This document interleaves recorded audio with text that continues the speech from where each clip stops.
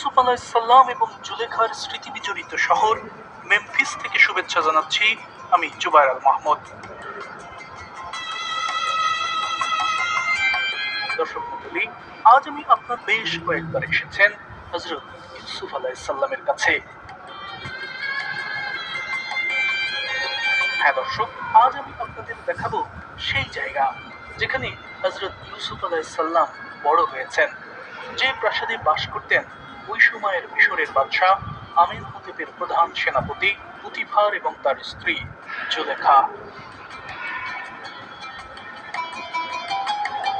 Cairo থেকে জুলেখার প্রাসাদের অবস্থান প্রায় ৩১ কিলোমিটার দূরে। আমরা শুরুতে উবারের মাধ্যমে একটি গাড়ি কল করে কায়রো থেকে মেমফিস আসি। মেমফিস পৌঁছানোর পর এই টোটো ভাড়া করে যাচ্ছি জুলেখার প্রাসাদ অভিমুখে।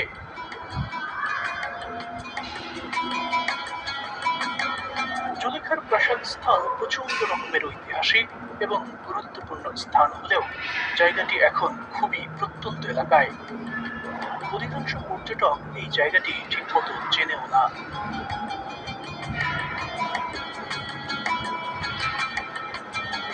সামনে যেতে যেতে আমরা একসময় প্রধান সড়ক থেকে নেমে কিছুটা চিকন পাড়া গায়ের আদলে তৈরি এই রাস্তা ধরে এগোতে থাকলাম।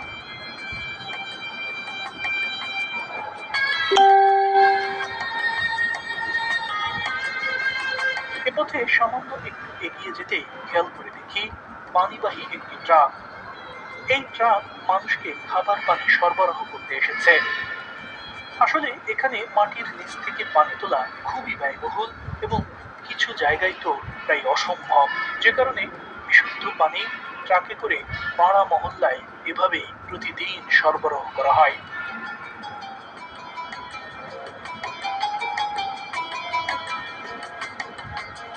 আমরা মোটামুটি এখানকার গ্রামের মধ্যেই ঢুকে পড়েছি।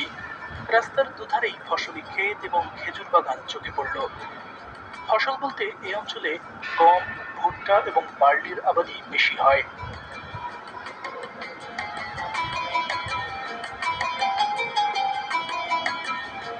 মিশরের গ্রামীণ এলাকার লোকজন এখনো গাধার পিঠে মালামাল বহন করে, তবে গাধার চেয়েও খচ্চরের বেশ আধিক্য রয়েছে এখানে।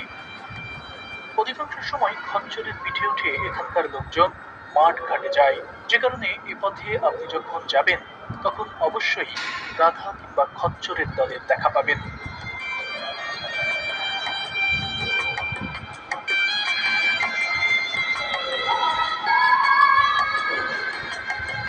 এসব দেখতে দেখতেই আমি এগিয়ে যেতে থাকি জুলেখার প্রাসাদের দিকে। এখানকার এসব রাস্তা আজ এমন ধুলোমাখা মলিন হলেও আজ থেকে প্রায় ৪,৫০০ বছর আগে এই অঞ্চলই ছিল মিশরের এক সময়ের রাজধানী। কিন্তু সময়ের ব্যবধানে আজ এখানে অতীত জৌলুসের কোনো কিছুই আর অবশিষ্ট নেই।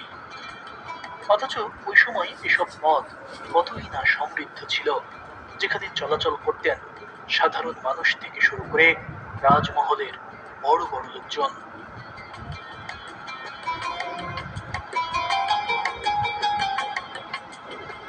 আমরা ইতিমধ্যেই অপেক্ষাকৃত আরো সরু পথে প্রবেশ করেছি।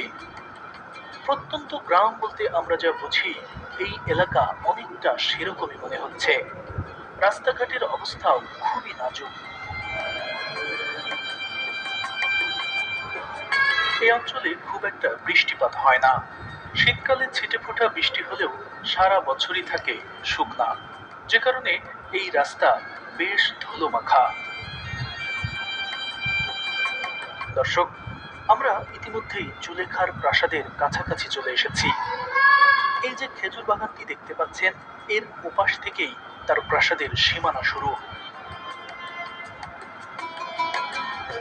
এই খেজুর বাগানে এসে আমি আরবের একটা অনুভূতি পেয়েছি, কেননা জীবনে এই প্রথম কোনো মরু অঞ্চলে এত কাছ থেকে খেজুর বাগান দেখছি। কিন্তু আমরা এই পথে এসে ভুল করেছি। এটা এখানকার মানুষের বাড়িতে যাতায়াতের পথ, যে কারণে আমরা আমাদের টোটো ঘুরিয়ে আলাদা এই পথে রওনা হলাম। কিন্তু এই রাস্তাটির অবস্থাও খুব বেশি ভালো নয়। গ্রামাঞ্চলের কাঁচা রাস্তাগুলো যেমন হয়, আমার কাছে এই পথ ঠিক তেমনই মনে হচ্ছে। আশপাশের বাড়িগুলো একেবারে বাংলার গ্রামীণ চেনা দৃশ্যের মতোই মনে হচ্ছিল।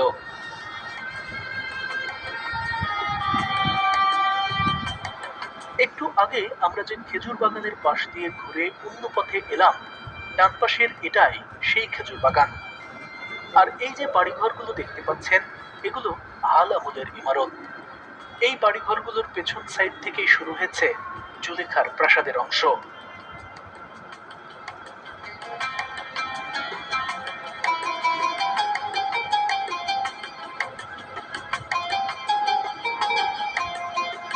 দর্শক, আমরা কিন্তু ইতিমধ্যে জুলেখার প্রাসাদের সীমানায় প্রবেশ করেছি।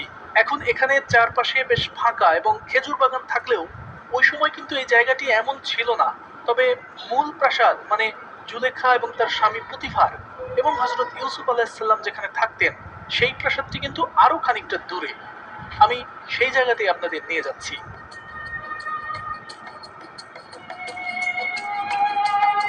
দর্শক মন্ডলী, জুলেখার স্বামীর নাম আল কোরআনে উল্লেখ নেই, তবে পুতিফার নামটি হিব্রু ভাষায় বাইবেলে উল্লেখ রয়েছে।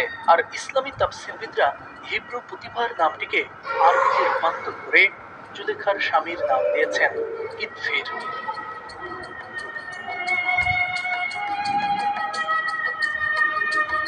আমরা এই যে পথ দিয়ে যাচ্ছি, এখানকার প্রতি ইঞ্চি ধূলিকণার সাথেই মিশে আছে হযরত ইয়াকুব নবীর ছেলে হযরত ইউসুফ আলাইহিসসালামের পদধূলি।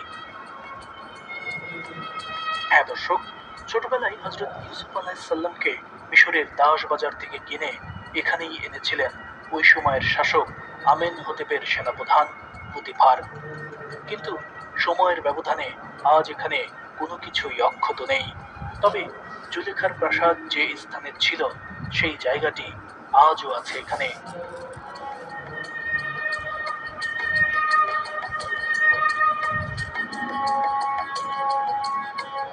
আমরা প্রাসাদের শেষ সীমানা থেকে এত দূর পর্যন্ত চলে এলেও এখনো মূল প্রাসাদ পর্যন্ত কিন্তু পৌঁছাতেই পারিনি।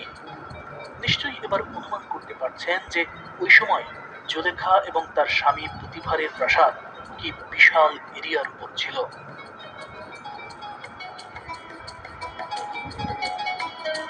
পর্দায় দূরে যে পাহাড়ের মতো বিশাল উঁচু যে জায়গাটি দেখতে পাচ্ছেন, ওটাই জুলেখার রাজমহল।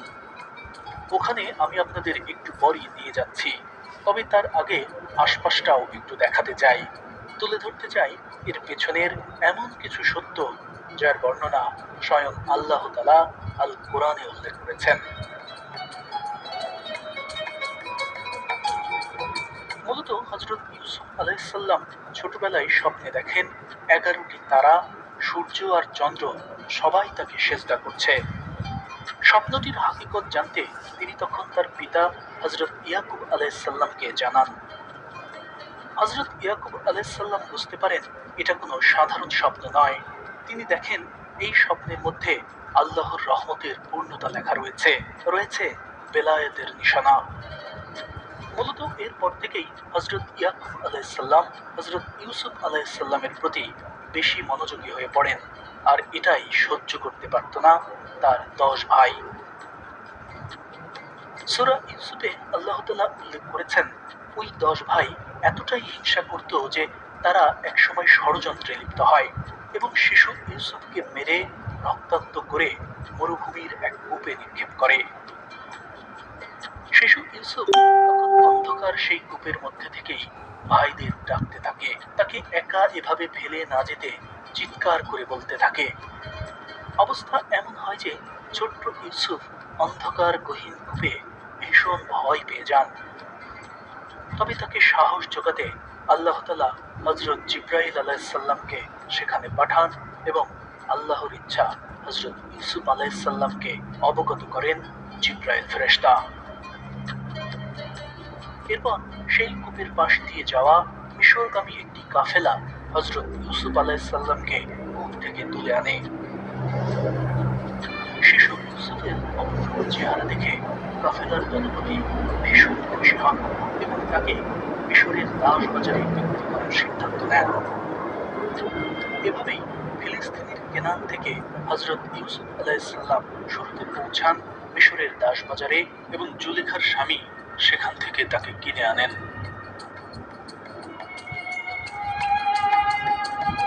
পর্দায় বেশ উঁচু এখন যে জায়গাটি দেখতে পাচ্ছেন, এটাই জুলেখার প্রাসাদের ধ্বংসাবশেষ।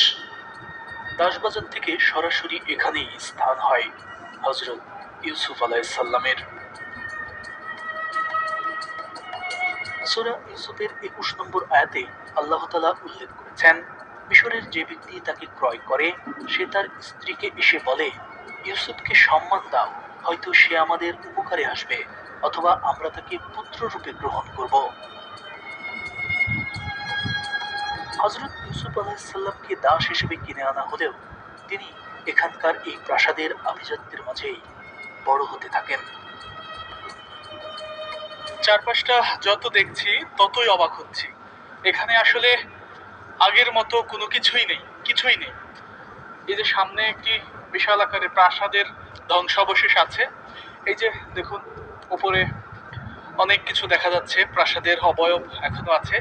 আর এই আশপাশটা পুরোটাই একেবারে সবকিছুই ধ্বংস হয়ে গেছে। কিছু কিছু জায়গায় খনন করে প্রাসাদ বা আদি ঘরের স্মৃতিচিহ্ন যেটুকুই পাওয়া যায় সেটুকু খোঁড়াখুড়ি করে চেষ্টা করা হয়েছে বের করে আনার আগেরকার কোনো কিছু, কিন্তু আসলে অবিকল কোনো কিছুই নেই। এখানকার কোনো কিছু অবিকল না থাকলেও জুলেখার সেই প্রাসাদটি যে কি পরিমাণ উঁচু ছিল তা আমি এর ছাদ অবধি উঠতে গিয়েই টের পেয়েছি। আমার ঘাড়ের পাশ দিয়ে পেছনে দূরে যে লোকটিকে দেখা যাচ্ছে তার আকার দেখে এই প্রাসাদের উচ্চতা সম্পর্কে নিশ্চয়ই ধারণা করতে পারছেন। প্রাসাদটি আসলেই আপনার কল্পনার চেয়েও উঁচু ছিল। এটা আসলে অনেক উঁচু, মানে ওঠা বললেই ওঠা না, ধ্বংসস্তূপ তো, কোনো সিঁড়ি নেই, এবং যে মাটি সেটাও পিছলে যাচ্ছে, যার ফলে ওই পাহাড়ে ওঠার মতো অবস্থা তৈরি হয়েছে, যে কারণে আসলে বেশ জটিল একটা অবস্থা। এই যে দেখুন আমার জুতা একেবারে মাটির ধুলায় কি অবস্থা হয়েছে দেখুন। তো যখন এখানে পা দিচ্ছি তখন এই ঝুরঝুরে মাটি এভাবে আসলে সরে যাচ্ছে, দেখুন মাটি সরে যাচ্ছে, তো যে কারণে পা পিছলে যাচ্ছে, অর্থাৎ মরুভূমিতে চলার মতো একটা অবস্থা তৈরি হয়েছে। তবে প্রাসাদটি ধ্বংস হয়ে গেলেও এখনো এখানে যেখানে সেখানে পড়ে আছে সেই আমলের পাথর এবং অক্ষত বিমের খণ্ডিত অংশ। এই পাশটা দেখুন, এই যে ঘরের একটা অবয়ব আছে বোঝা যাচ্ছে, এই যে দেখুন এক একটা মাটির যে দেয়ালের ইটের যে স্ল্যাব সেরকম কিছু একটা বোঝা যাচ্ছে এই সাইডটা। তবে তাদের ঘর তো আসলে মাটির ছিল না, তাদের ঘর ছিল পাথরের।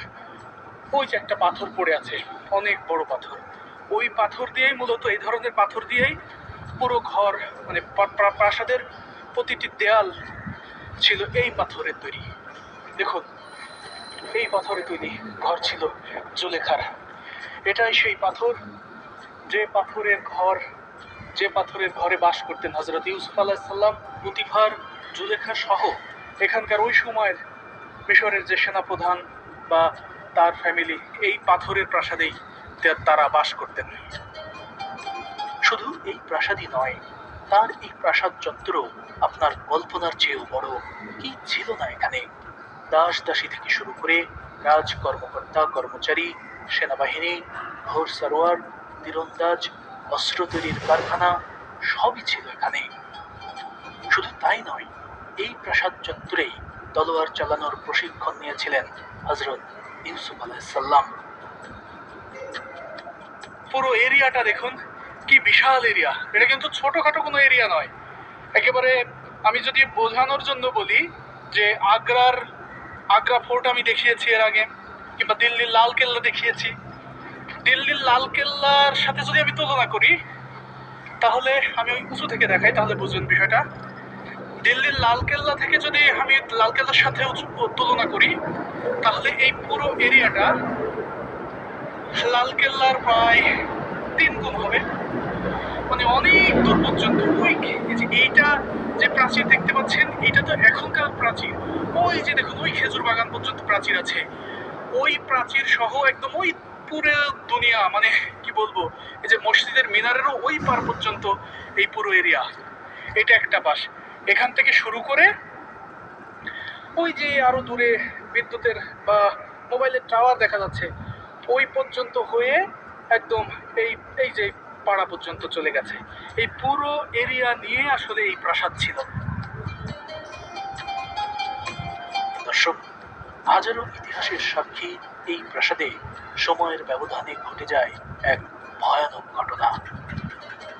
হযরত ইউসুফ আলাইহিসসালাম যখন শিশু থেকে যৌবনে পদার্পণ করেন, তখন তার চেহারার মাধুর্য এত বেশি ফুটে ওঠে যে তার মতো সুদর্শন যুবক ওই সময় এই দুনিয়াতেই ছিল না।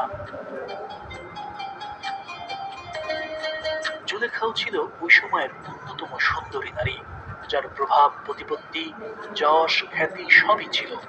কিন্তু তিনি একসময় হযরত ইউসুফ আলাইহিসসালামের সৌন্দর্যে শয়তান দ্বারা প্রভাবিত হয়ে যান।